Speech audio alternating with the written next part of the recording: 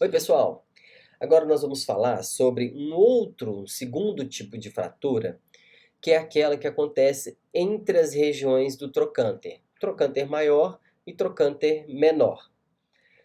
Essa é uma fratura um pouco mais difícil de ocorrer, mas ela também acontece nos idosos e ela também acontece em jovens. Então, a fratura intertrocantérica, como o próprio nome já sugere, ela acontece entre os dois trocânter, né? O trocânter maior e o trocânter menor. Só que o interessante dessa fratura é que ela é extracapsular. Então, ela não acontece mais envolvendo a fossa do acetábulo, a cápsula articular que envolve a cabeça do fêmur. Ela está fora dessa região. Por estar fora, o tratamento vai ser diferenciado, tá? Quais são os dois mecanismos principais de lesão? Quedas, principalmente idosos com osteoporose já avançada, ou queda da própria altura, ou algum trauma de alta energia nessa região do quadril, por exemplo, no caso de um acidente automobilístico, ou no caso de uma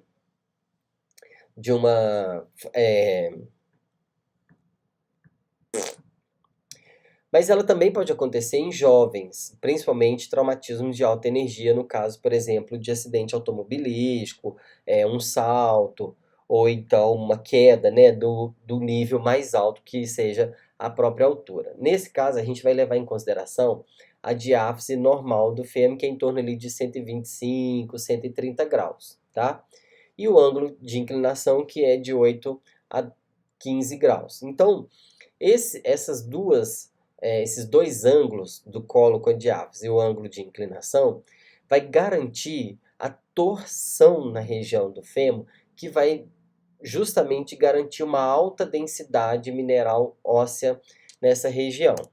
Pois bem, então nós estamos falando de uma fratura que acontece fora da cápsula, então a cápsula termina aqui no colo do fêmur, né, e envolve a cabeça do fêmur, e essa fratura acontece justamente aqui nessa região, entre o trocânter maior e o trocânter menor. Essa fratura também pode ser completa, incompleta, com deslocamento, sem deslocamento. Essa fratura pode ser cominutiva, como no caso aqui da figura, que significa que ela tem vários fragmentos ósseos, né?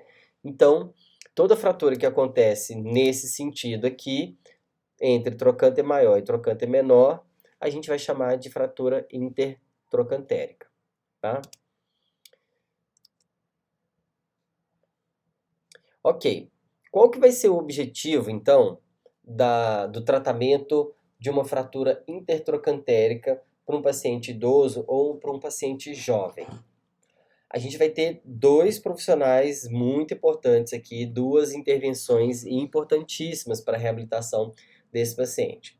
O tratamento ortopédico cirúrgico, que vai garantir ali alinhamento, estabilidade, e aí é feito, né, a conduta a inserção de parafuso deslizante mais uma placa de estabilidade, e a duração aqui para a consolidação óssea, nesse caso, é de 12 a 15 semanas. A reabilitação vai envolver a amplitude articular de quadril e joelho, a força muscular desses grandes músculos que a gente tem na região, glúteo máximo, glúteo médio, ilipsoas, isquios tibiais e quadríceps, a sustentação de peso e a função, que no caso vai ser a marcha. A nossa conduta vai ser a cinesterapia, então nós vamos aplicar ali técnicas de terapia manual, técnicas de exercício terapêutico, e a duração é de torno ali 15 a 20 semanas. Ambos os tratamentos, tanto o ortopédico cirúrgico quanto a reabilitação, visam a funcionalidade do paciente, garantia da marcha, da posição adequada, sentada de forma adequada, né, sem queixa, sem dor, e o treinamento funcional com dispositivo de auxílio. Essas serão as condutas. Então tá aqui uma imagem ilustrativa, né, em que a gente tem uma placa de fixação e um parafuso chamado parafuso deslizante. Então, por que ele é deslizante? Porque à medida que houver uma torção nesse parafuso, as estruturas vão distanciar ou vão aproximar. Então, cada vez mais que a gente tiver uma aproximação, uma torção maior desse parafuso, essas estruturas que sofrer essa ruptura, elas tendem a se aproximar e aí facilitar o processo de consolidação óssea. Essa é uma imagem de raio-x de de um parafuso deslizante, né? Então a gente tem aqui uma placa de fixação para garantir a estabilidade do parafuso. Então fixa-se parafuso aqui na diáfise do fêmur e o parafuso deslizante para garantir a aproximação do tecido que foi lesado, né? Vamos lá então pensar naquele protocolo ali do tratamento do paciente durante as 20 semanas de reabilitação. Então, à medida que o paciente faz essa cirurgia, veja que essa é uma cirurgia um pouco mais simples comparada com a cirurgia do colo do fêmur. Inclusive o tratamento dela dura um pouco menos de tempo. No primeiro dia pós-operatório, a gente já pode iniciar mobilizações articulares para ganhar flexão, extensão, abdução e adução do quadril, força muscular de glúteos e quadríceps e, quando necessário, né, o mais rápido possível, iniciar a deambulação, porém com apoio de ou uma bengala ou um andador e nunca uma muleta, né? A gente já discutiu sobre isso. E a sustentação de peso sobre aquela articulação fraturada, né, sobre aquele membro fraturado, vai depender da tolerância do paciente. Novamente, a tolerância do paciente vai depender exclusivamente do grau de força muscular e da amplitude livre de movimento. Quanto mais rígida tiver a articulação, mais dor e intolerância para receber a carga naquele membro fraturado. Então, a primeira semana, a gente vai dar ênfase assim, na garantia da amplitude de movimento, iniciar os exercícios resistidos, mas a gente também já pode começar a deambulação.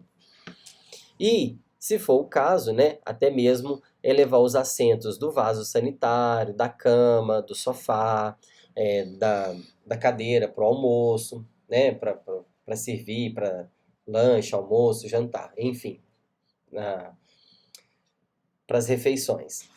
Na segunda e na terceira semana, a gente já começa a aumentar a amplitude de movimento do quadril, então a gente já pode chegar aqui a 90 graus, o joelho fica totalmente livre, aumentar os exercícios de força, né, tanto de glúteos, quadríceps e isquios tibiais, e agora a gente começa a pensar nas transferências. Na primeira semana a gente não vai fazer transferência nenhuma, mas na segunda semana a gente já começa a fazer transferência, porém com membro contralateral.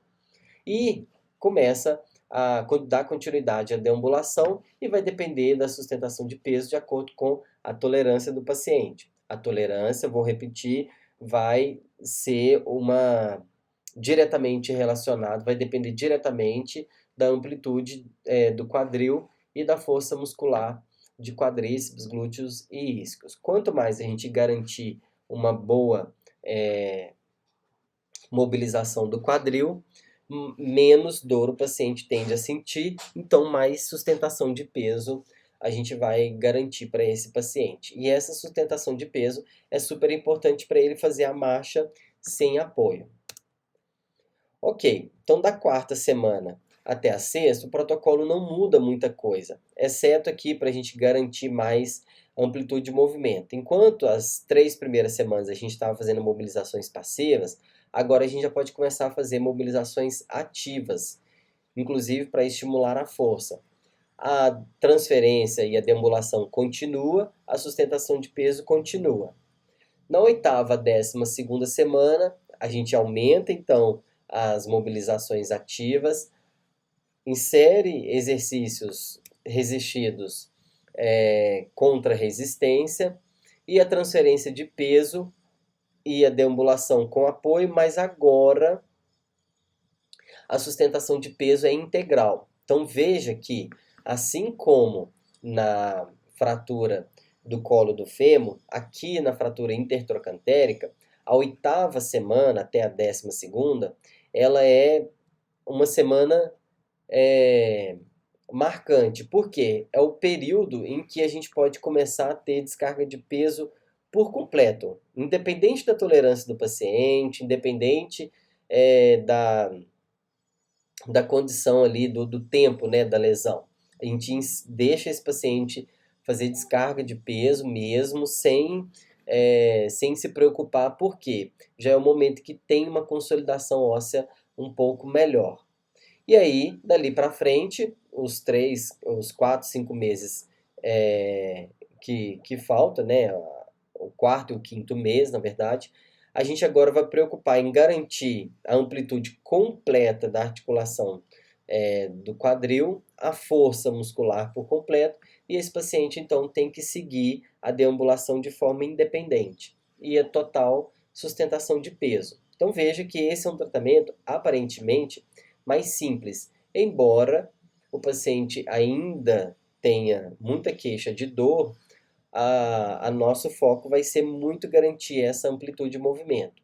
Mas lembre-se que essa semana, que esse período aqui de 8 a 12 semanas, será o período crucial para a gente garantir essa sustentação de peso integral e tornar a marcha de forma mais independente possível, ok? Algumas considerações importantes da fratura intertrocantérica.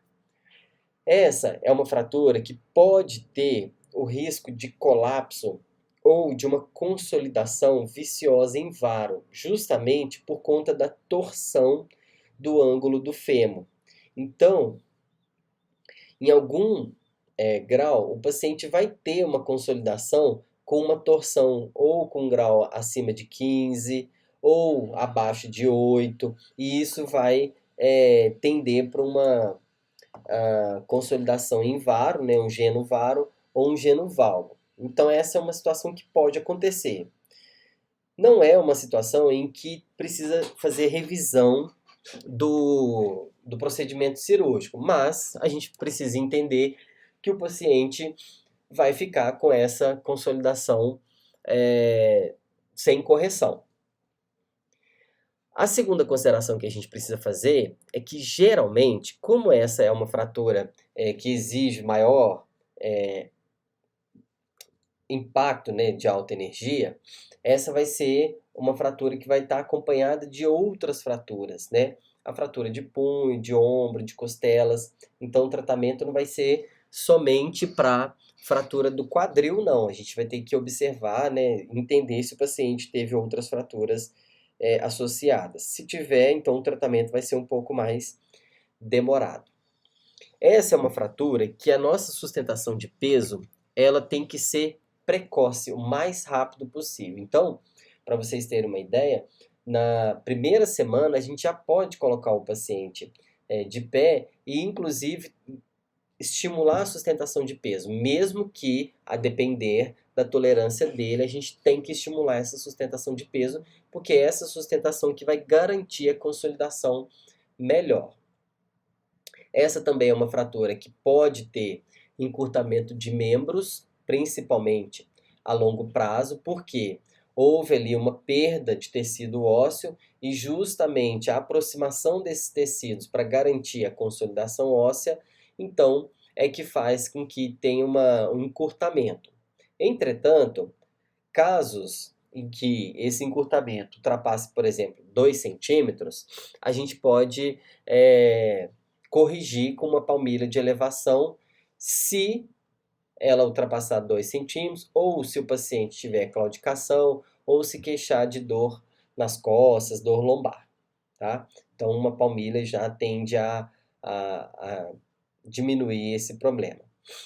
E essa é uma fratura em que o paciente pode desenvolver, na verdade, quase todos eles desenvolvem a marcha de Trendelenburg, que é aquela marcha que tem uma fraqueza importante dos glúteos, principalmente o glúteo médio e glúteo mínimo. E aí a gente precisaria garantir um fortalecimento específico para essa musculatura, para garantir uma reeducação postural e minimizar essa compensação na marcha. Então, é isso. Essa é uma fratura um pouco mais simples, um pouco mais rápida e um pouco mais fácil de ser resolvida, diferente da fratura do colo do fêmur. Ok?